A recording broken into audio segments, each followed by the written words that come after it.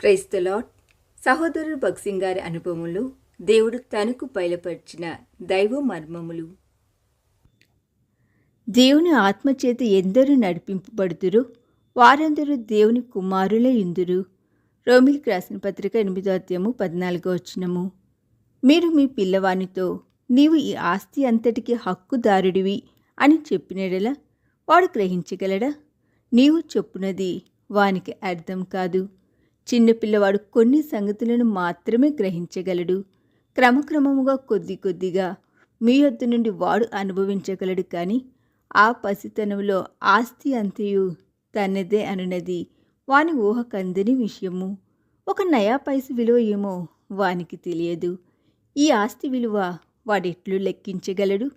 స్వాస్థ్యం యొక్క విలువను గ్రహించుటకు యుక్త వయసు రావలెను. అట్లే నీవును తన నిత్య సంకల్పం నెరవేర్చుటకై నీవు తన జత పనివాడిగా పాలిభాగస్థుడుగా ఉండవలనని దేవుడు కోరుచున్నాడను విషయమును నీవు ఆత్మీయముగా పరిపక్వతలోనికి వస్తేనే కానీ గ్రహింపచాలవు.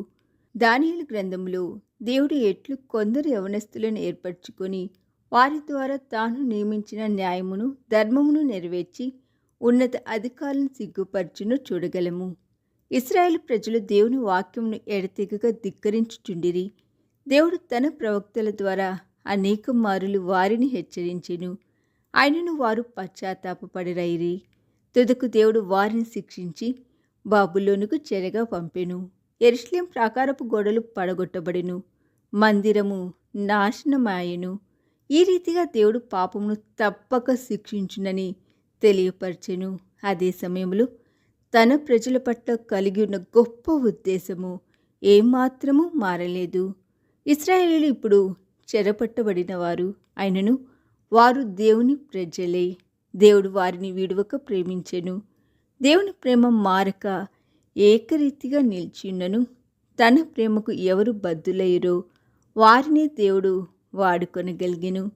దేవుని వాక్యమునకు లోబడిన వారు కొద్దిమందియే, లోకమాయలకు లోబడిన వారు అనేకులు.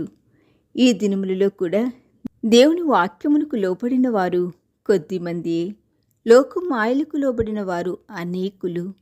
ఈ దినములలో కూడా దేవుని వాక్యమునకు లోబడి ఆయన ఆజ్ఞలు నెరవేర్చవలనని కోరువారు కొద్దిమందియే. వీరినే శేషము అందురు. ఈ దినధ్యానము మనందరి ఆత్మీయ జీవితమునకు ఆశీర్వాదకరముగా ఉండునుగాక. ఆమేన్.